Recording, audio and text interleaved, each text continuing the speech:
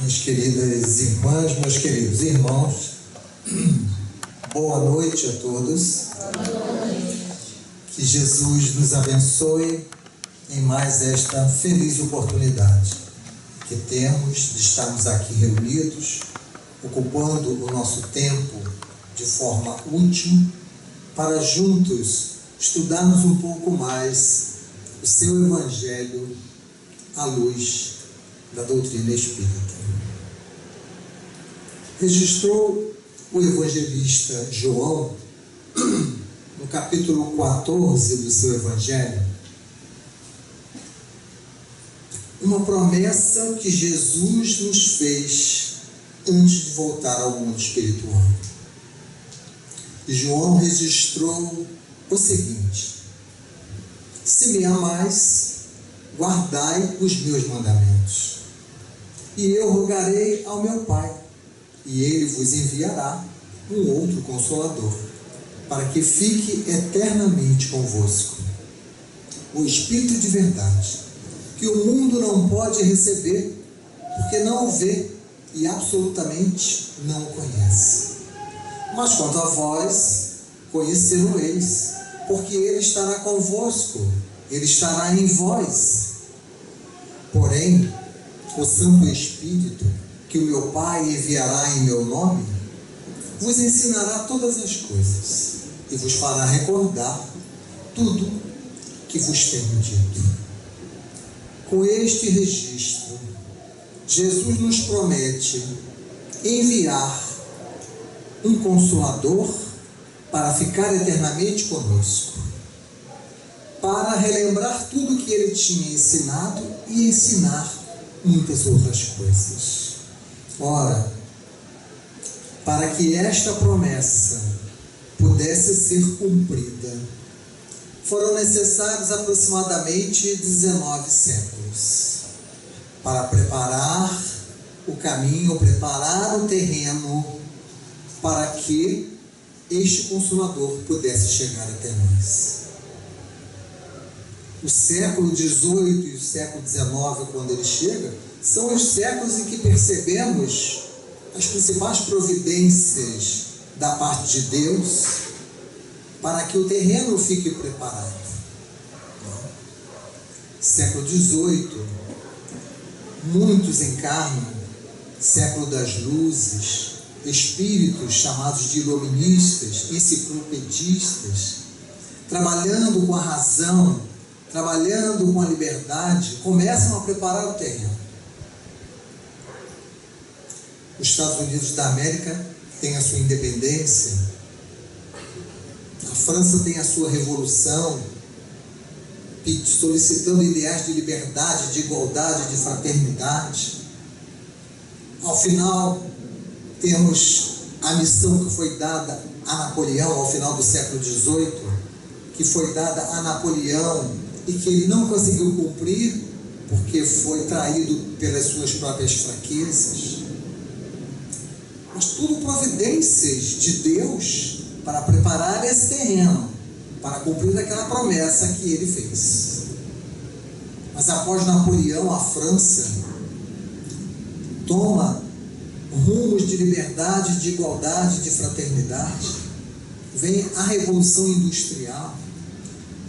Muitos espíritos encarnam no século XIX para coadjuvar esse trabalho, para preparar o terreno para que chegasse uma outra revolução, a revolução moral.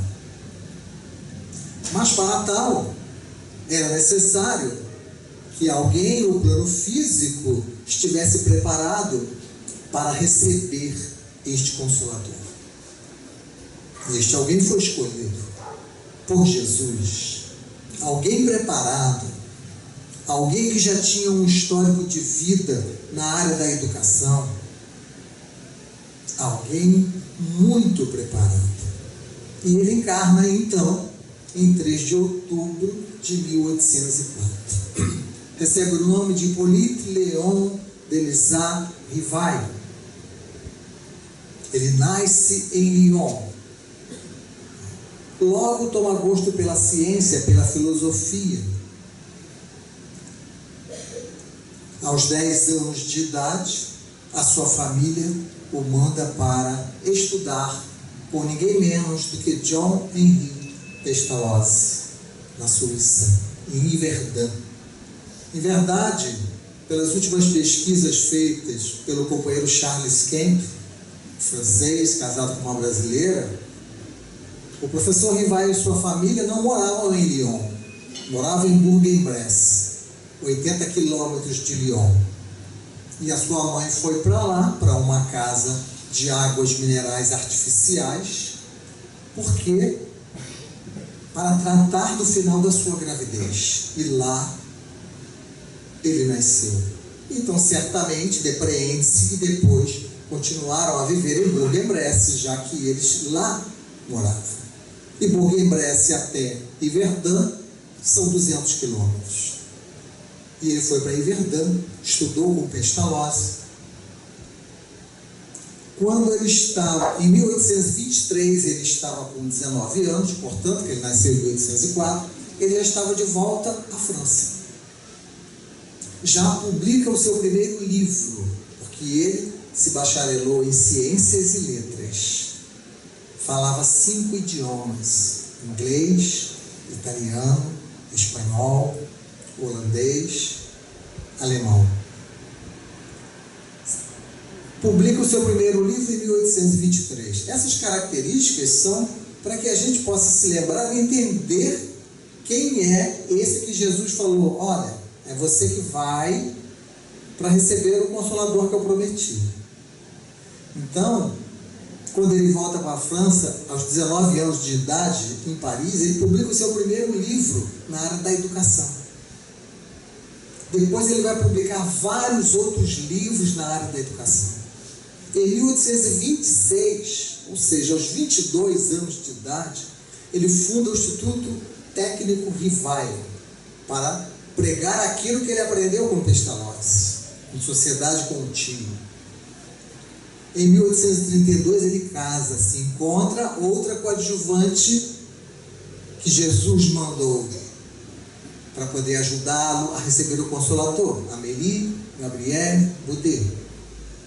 Em 1834, crise financeira, ele e a esposa passam a trabalhar em traduções, em contabilidade de empresas, em aulas, para poderem sobreviver, porque o seu tio, esse que era seu sócio, era um jogador inveterado, e o instituto acabou falindo. E ele continuou a viver sua vida.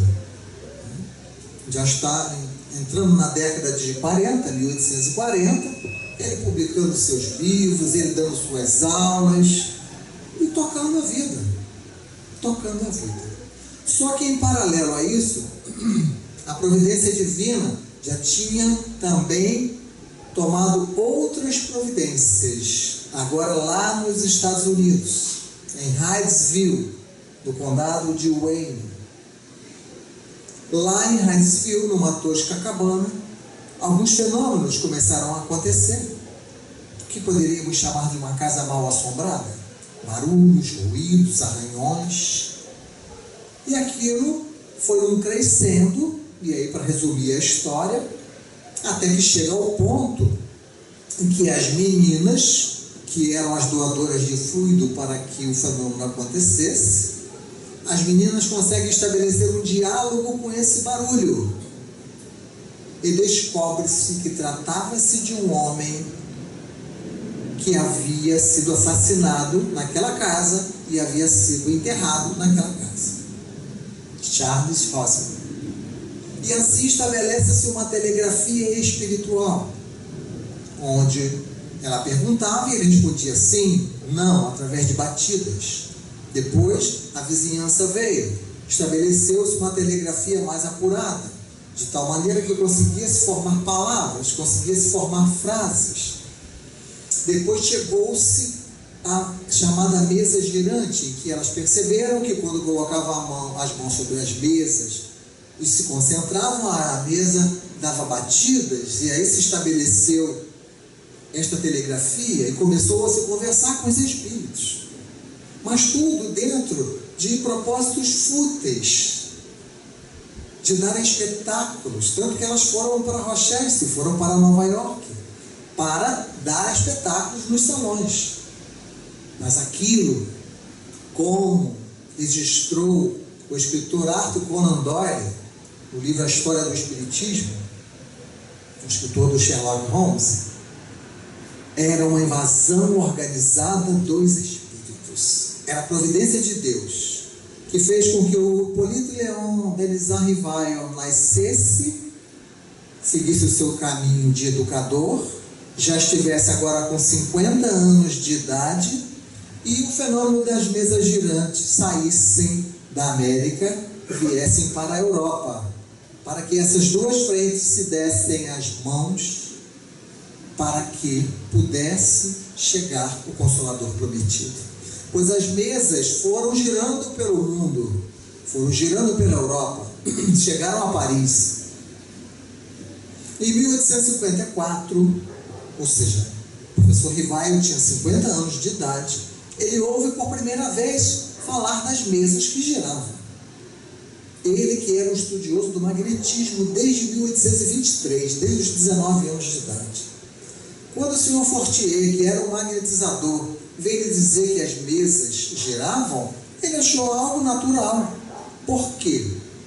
Porque ele imaginou, como magnetizador que era possível magnetizar um objeto e ele se movimentar.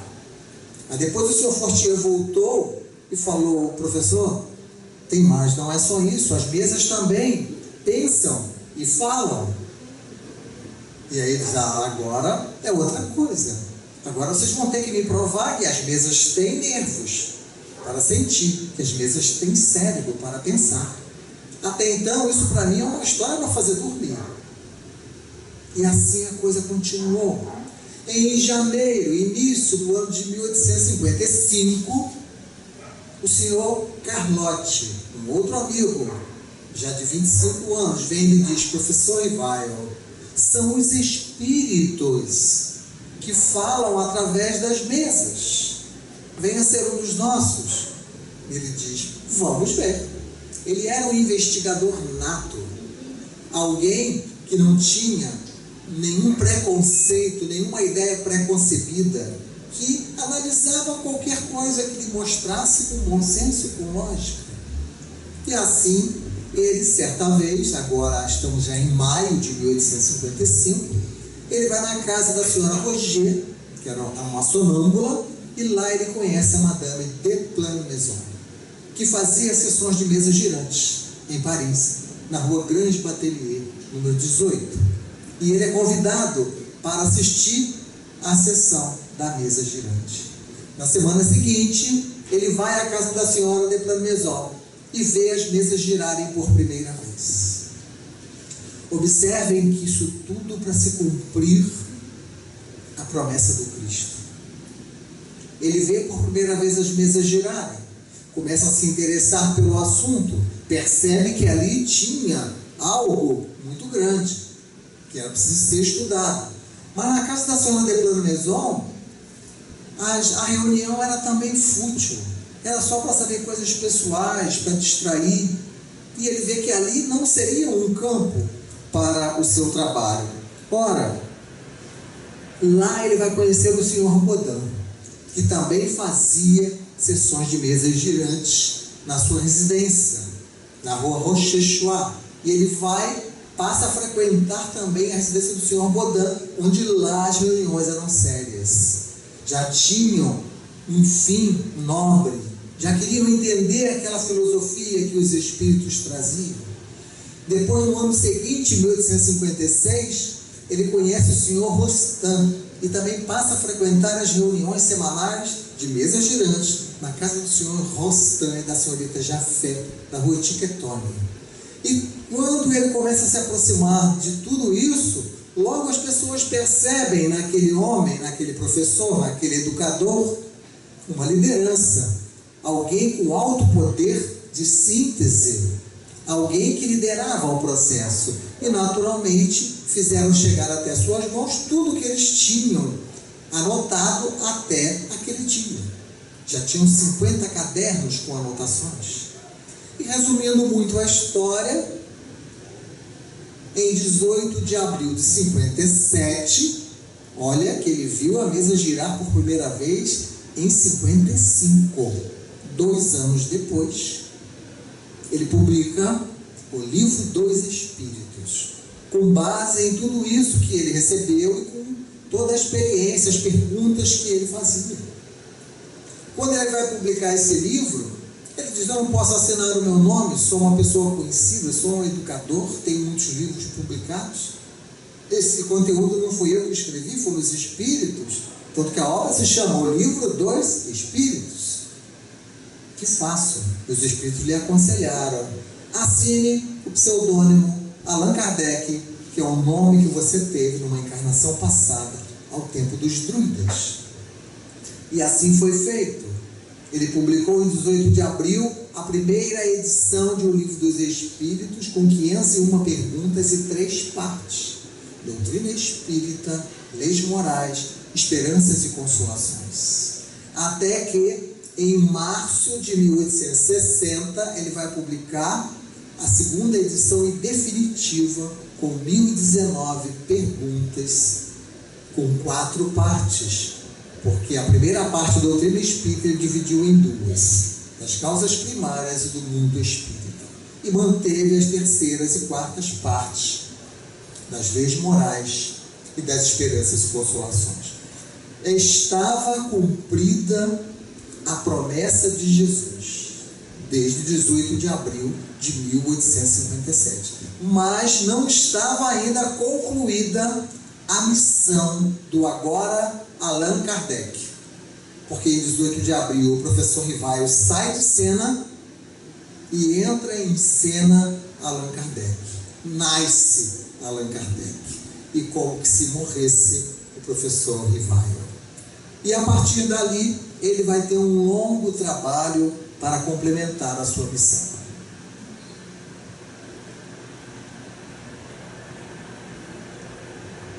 E há algumas características interessantes que nós vamos destacar para nós irmos compreendendo a sua missão, para depois, ao final, nós chegarmos no homem. Porque nós vamos concluir que a doutrina espírita, que é o Consolador prometido, que é esse tesouro que está nas nossas mãos, é algo muito rico que precisamos conhecer. Mas não só isso. Também poderemos muito aprender com o homem Allan Kardec, como vamos ver muito rapidamente.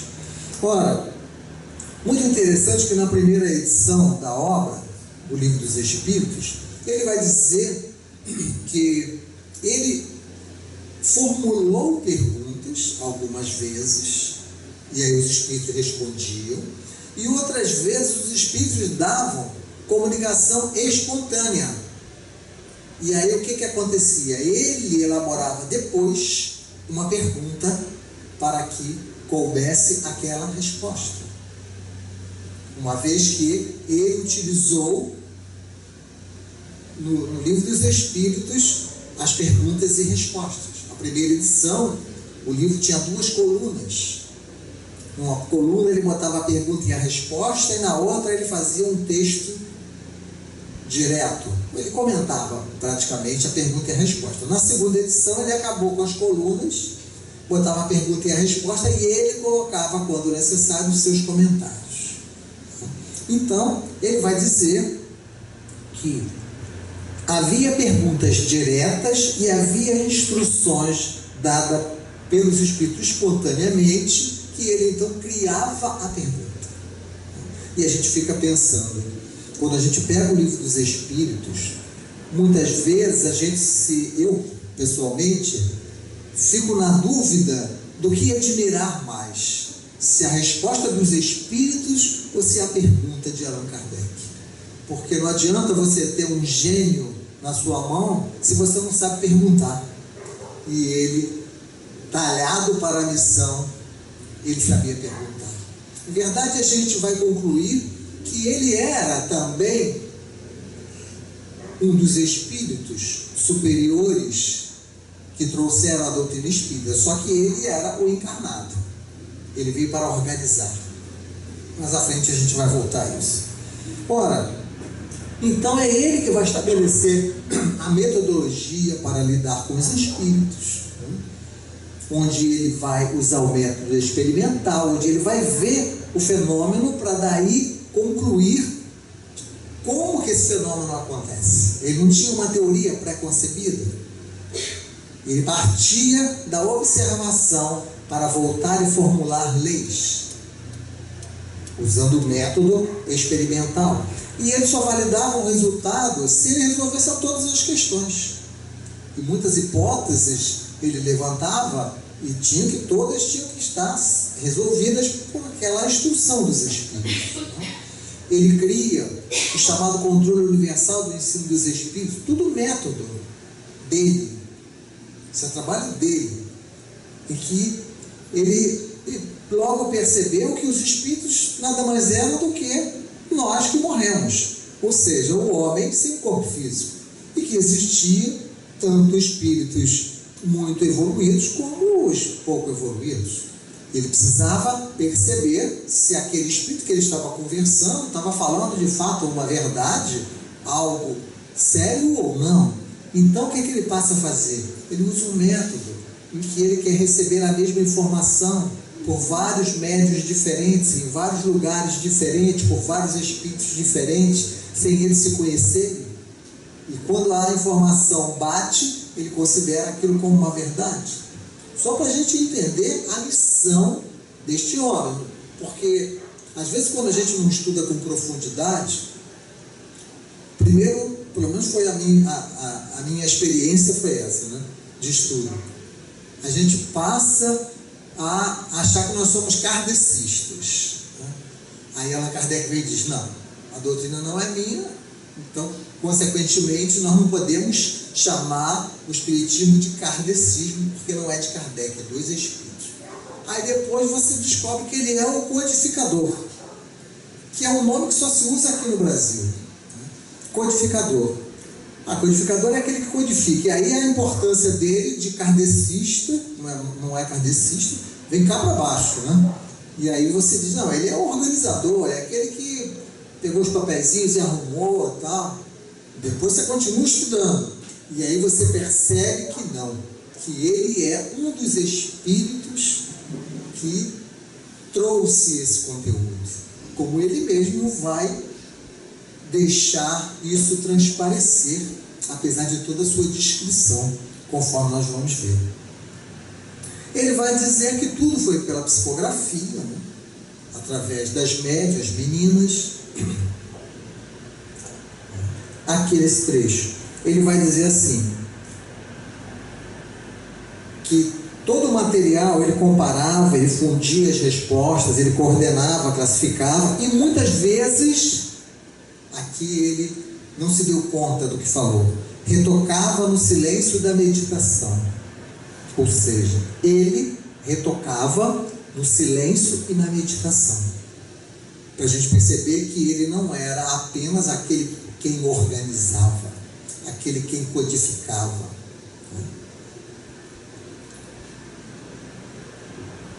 Ele vai esclarecer, e por isso ele tem uma grande participação, que a doutrina espírita ela tem um duplo caráter.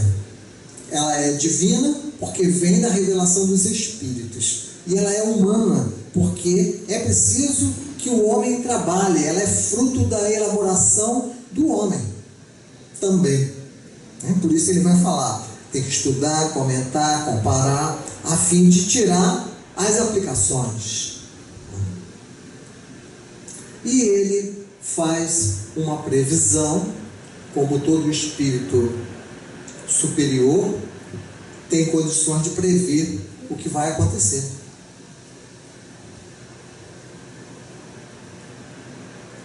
E para o nosso espanto, ele na Revista Espírita de julho de 1859, ele vai dizer assim: além daquilo que conheceis, que até então era o Livro dos Espíritos, a Revista Espírita que ele já estava publicando, e o que é o Espiritismo, que saiu em julho de 1859, então ele diz, além disso que vocês já conhecem, preparam outros trabalhos mais consideráveis, que exigem longos e laboriosos estudos e que não absorverão menos de 10 anos. Estávamos em 1859, como sabemos, ele vai desencarnar em 1869. É quando ele vai terminar a sua missão, 10 anos após essa previsão que ele fez. Isso é para a gente ir qualificando o espírito que nós estamos lidando, qualificando o espírito que Jesus escolheu para trazer o Consolador prometido. A segunda edição, apesar de ela ter sido muito ampliada do Livro dos Espíritos, ele vai dizer que não houve nenhuma alteração de princípios, né? Eles foram apenas explicados, aprofundados, mas não houve alteração de princípios, porque sai de 501 pergunta para 1019, né? Mas não houve alteração de princípio, ele vai dizer isso. E há um item no livro A Gênese, no capítulo 1, no item 14, em que ele explica a estrutura didática da obra O Livro dos Espíritos. Ele vai dizer assim: como meio de elaboração, o Espiritismo procede exatamente da mesma forma que as ciências positivas, aplicando o método experimental, conforme já tínhamos falado. Fatos novos se apresentam, que não podem ser explicados pelas leis conhecidas. Ele os observa, compara e analisa, e remontando dos efeitos às causas, chega à lei que os rege. Depois deduz-lhe as consequências e busca as aplicações úteis. Esse parágrafo mostra a visão de educador para organizar a espinha dorsal do Consolador prometido, que é o Livro dos Espíritos. Todos os outros serão derivados do Livro dos Espíritos, como falaremos. Mas essa é a espinha dorsal e tinha toda uma estrutura montada. Olha o que é que ele fala: fatos novos se apresentam, que não podem ser explicados pelas leis conhecidas. Ou seja, as mesas giravam, os Espíritos falavam, e nenhuma lei da ciência conhecida podia explicar isso. E aí, o que fazer? Ele vai dizer: o homem observa, compara e analisa esses fatos novos. E feito isso, ele vai remontar dos efeitos, quer dizer, dos fatos novos, as causas, e vai assim chegar à lei que os rege. Depois que ele chega à lei que rege aquele fenômeno, ele vai deduzir que consequência você tem se você cumpre aquela lei ou se você não cumpre aquela lei. E isto é o Livro dos Espíritos. Fatos novos se apresentam. O Espírito, esse é o fato novo. E a parte primeira do Livro dos Espíritos, das causas primárias, vai tratar deste objeto de estudo que ele escolheu, o Espírito.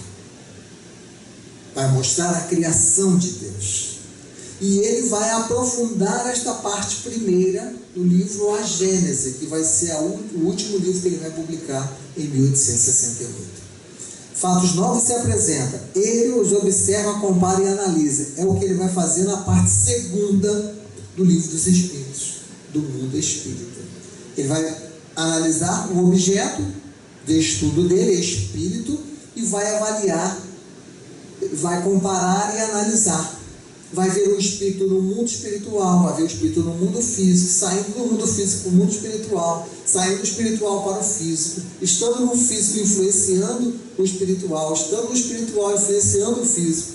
Isto nada mais é do que a tábua da parte segunda do Livro dos Espíritos.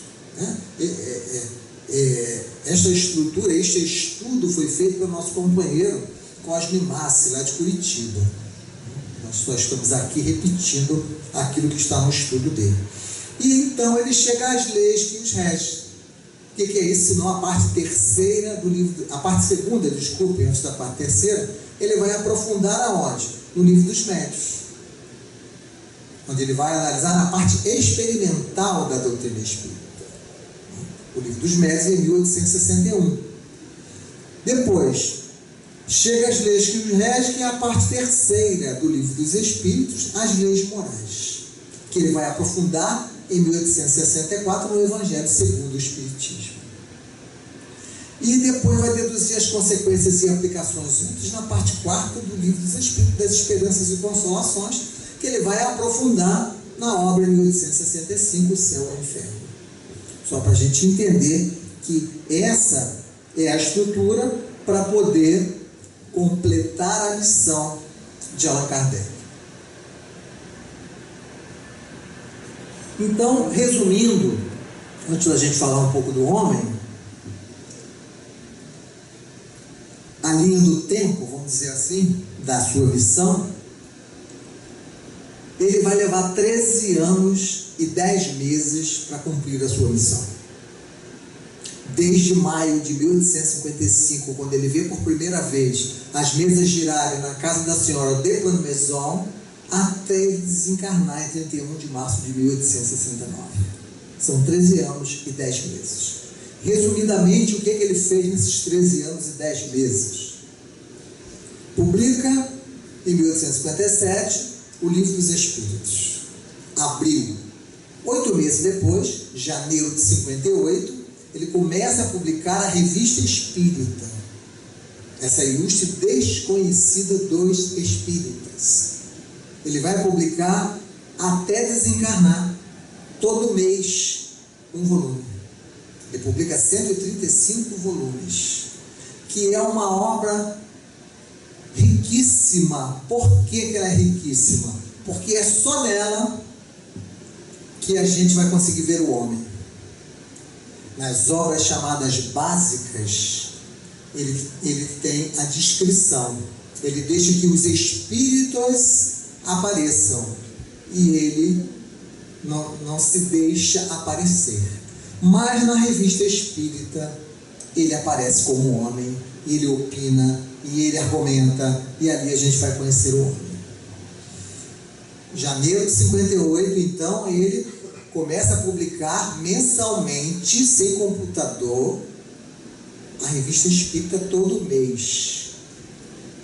Abril de 58, 3 meses depois, ou 4 meses depois, ele funda o primeiro centro espírita do mundo, a Sociedade Parisiense de Estudos Espíritas, onde ele vai fazer as suas experiências mediúnicas, onde ele vai comprovar as teorias que ele já conhece, que estão lá nas obras.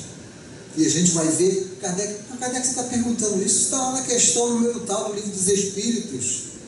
Claro, porque ele quer comprovar se aquele espírito está falando aquilo que o outro falou. Cientista, pesquisador. Julho de 59, ele publica o que é o Espiritismo. Março de 1860, publica a segunda edição do Livro dos Espíritos. A partir de 1860, começa a fazer suas viagens para poder ter contato com os espíritas, para poder compartilhar informações, para fazer o que hoje a gente chama de movimento espírita, para levar os seus ensinos, a aprender com quem estava lá, e ele fala isso na Revista Espírita. A sua viagem mais famosa é de 1862, mas ele fez várias outras, porque a sociedade fechava um mês. Quando fechava, ele saía para viajar. Não tinha avião, não tinha carro. Viajava de carroça, né? Ou algo semelhante. Era o que tinha na época. 61, ele publica o Livro dos Médiuns. 64, ele publica o Evangelho segundo o Espiritismo. 65, ele publica o Céu e o Inferno. 68, ele publica a Gênese. Fora outras obras pequenas, outras brochuras. Então são 13 anos e 10 meses, onde ele atua na doutrina, formulando doutrina, onde ele atua na divulgação através da Revista Espírita, onde ele atua na organização e na troca de experiência. Na organização através da Revista Espírita e na troca de experiência através das viagens, para cumprir a sua missão. E aí nós vamos pensar, né? O que nós fazemos em 13 anos e 10 meses da nossa vida? Nós resumimos aqui muito rapidamente a missão dele, que ele só assumiu essa missão em 1855, quando ele vai na Casa Nacional de Predominação.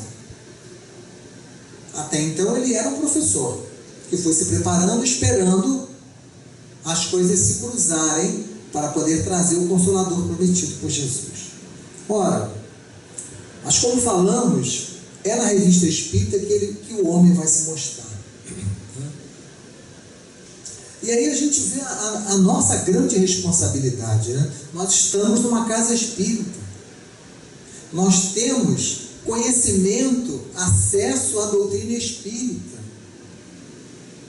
E esse homem deixou tudo isso para a gente. E o que a gente está fazendo com isso? É a pergunta que a gente se faz.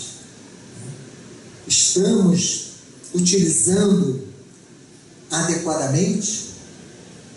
Porque o objetivo da doutrina espírita, ele vai falar isso diversas vezes, é a transformação moral da humanidade. É para isso que ela veio. Ele diz, não peça à doutrina espírita coisas que ela não se propõe a dar. Para isso que ela veio, para nos modificar em sentimentos. É para isso. Então, se a gente está na doutrina espírita e a gente não consegue ser lá fora diferente do que nós éramos, é porque nós não estamos acessando adequadamente o tesouro que ele deixou para a gente. É mudança de sentimento, é tolerância, é fraternidade, é caridade, é se transformar em uma pessoa de bem. É claro que não é da noite para o dia, mas é o objetivo da doutrina espírita. Mas veja na Revista Espírita o que ele vai dizer, logo na introdução da primeira revista de 1858. Para a gente conhecer um pouco o homem.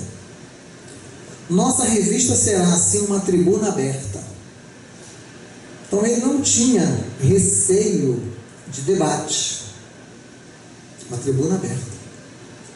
Mas onde a discussão não deverá jamais desviar-se das leis, as mais estritas, das conveniências. Em uma palavra, discutiremos, mas não disputaremos. Essa frase dele é assim para a gente parar, pensar, botar lá na geladeira, para a gente olhar para ela todo dia. Ele diz o seguinte, nós podemos discutir, mas nós não podemos disputar. Nós podemos pensar diferente, mas nós temos que nos respeitar. E temos que expressar o nosso pensamento, porque exatamente quando temos esses pensamentos diferentes é que nós crescemos, se estivermos imbuídos das leis de conveniência, do respeito. Então, olha o que ele vai dizer também. Agora, na Revista Espírita de novembro de 1858, ainda dentro desse assunto.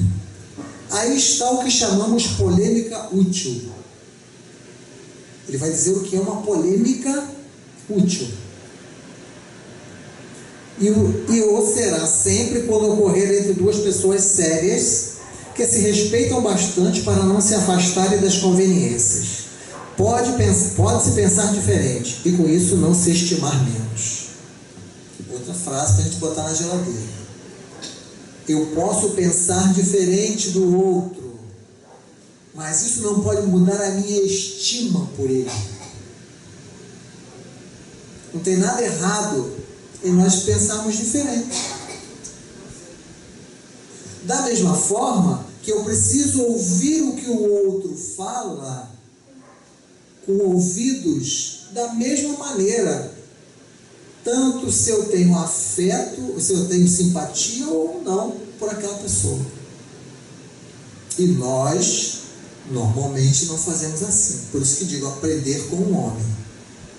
Aquela pessoa que é simpática a nós paramos e ouvimos com toda atenção o que ela está dizendo. Aquela pessoa que nós já não cruzamos, e às vezes até por uma questão fluídica, nós não damos a mesma importância àquilo que ela está propondo. E ele está dizendo, isso está errado. Nós precisamos ouvir com a mesma estima.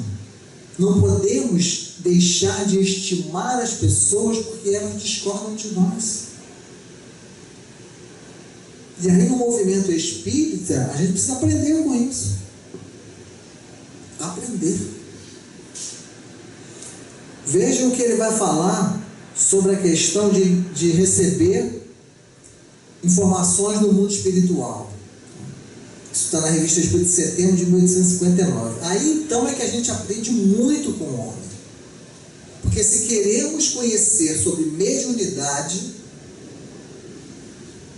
as reuniões de intercâmbio com o mundo espiritual, nós precisamos, evidentemente, estudar profundamente o Livro dos Médiuns, mas também a Revista Espírita.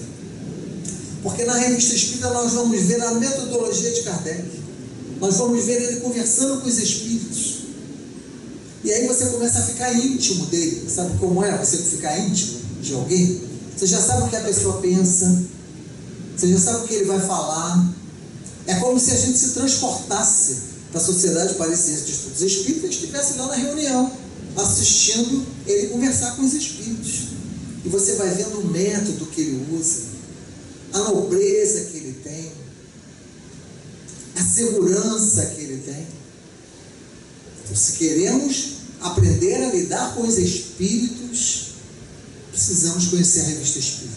E olha o que ele vai dizer, e isso para mim foi assim um alívio quando eu li isso. Ele vai dizer assim: processo para afastar os maus espíritos é o título, né? E ele vai dizer aquilo que ele fala no Livro dos Médiuns 300.000 vezes: submeter ao implacável controle da razão todas as comunicações. Não quer dizer que veio pelo médium fulano de tal que a comunicação já é confiável. Você tem que analisar sempre o conteúdo.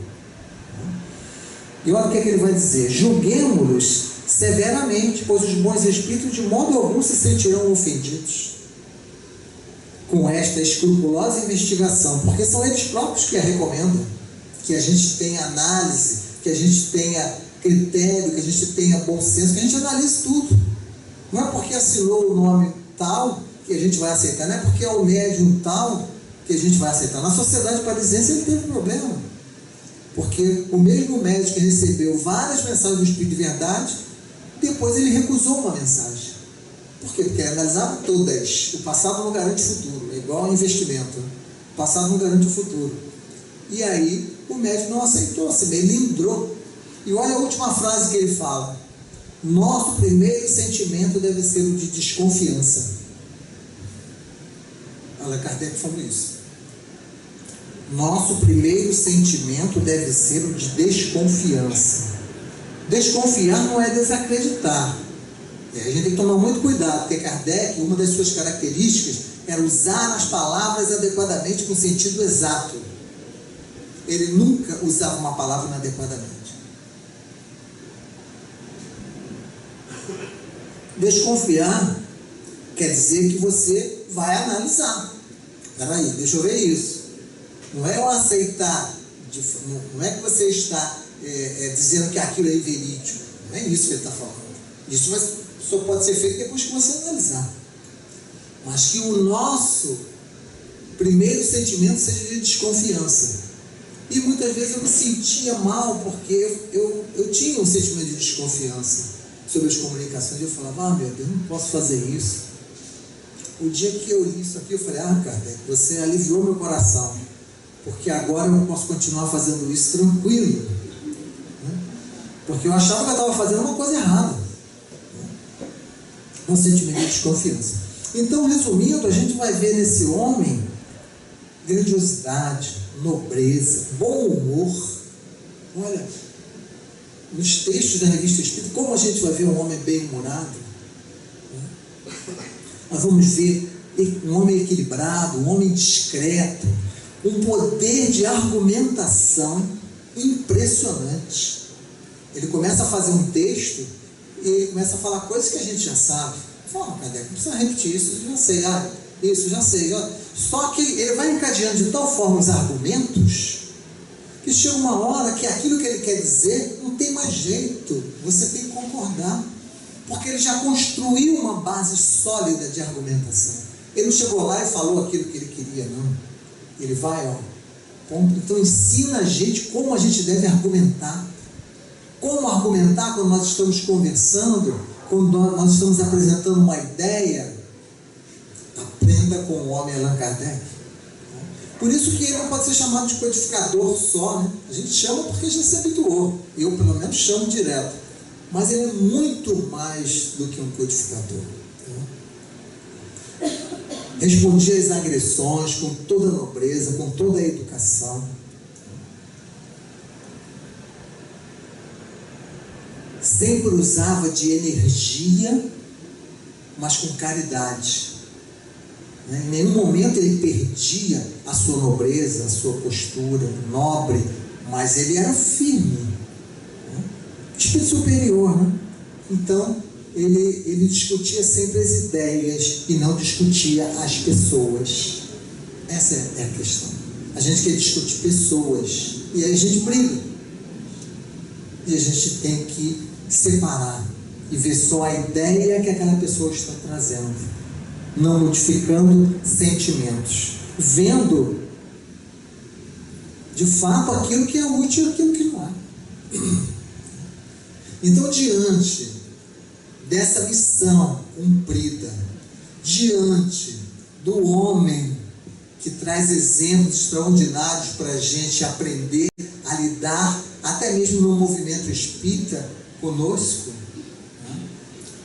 nós concluímos lembrando de uma pequeníssima parábola que Jesus conta, que Lucas registra, no capítulo 13 do seu Evangelho, em que Jesus diz assim: o senhor da vinha veio até uma figueira pegar frutos, e chegou lá, não tinha frutos. Ele chamou o viticultor e falou para ele: olha, corta essa figueira fora, está 3 anos que eu venho aqui pegar fruto e não tem fruto, está ocupando o meu terreno inutilmente. E o viticultor falou para ele: calma, senhor, tenha paciência, esse ano eu vou escavar em volta, vou colocar adubo, vamos aguardar para ver se ela vai dar fruto. Se não der, ano que vem a gente arranca ela fora. Jesus, simbolicamente, estava falando para nós que o Senhor da vinha é Deus, a figueira somos nós, que apesar de tudo que temos recebido, não estamos dando ainda frutos de maturidade espiritual. E o viticultor é Jesus, que chamou o seu ajudante, Allan Kardec, para cuidar de nós, para cavar em volta da figueira e para preparar um adubo que o seu ajudante preparou, que se chama o Espiritismo, para colocar e adubar a terra para ver se a gente finalmente dá frutos. Hoje, no dia 31 de março, há 150 anos atrás, ele dava por concluída a sua missão, retornando ao mundo espiritual através de um aneurisma, rompimento de um aneurisma, lá na passagem Santana, onde era o seu escritório. A esse homem nós devemos deixar a nossa gratidão, porque a gente esquece muito de agradecer em nossas orações a este homem que cumpriu a sua missão de forma excepcional e deixou no seu exemplo de comportamento também lições grandiosas para nós nos espelharmos e assim podermos começar a dar frutos como figueira que ainda não estamos dando frutos. Aproveitemos as lições do Consolador prometido para mudarmos a nossa vida e sermos pessoas mais felizes. Muito obrigado pela atenção de todos. Muita paz.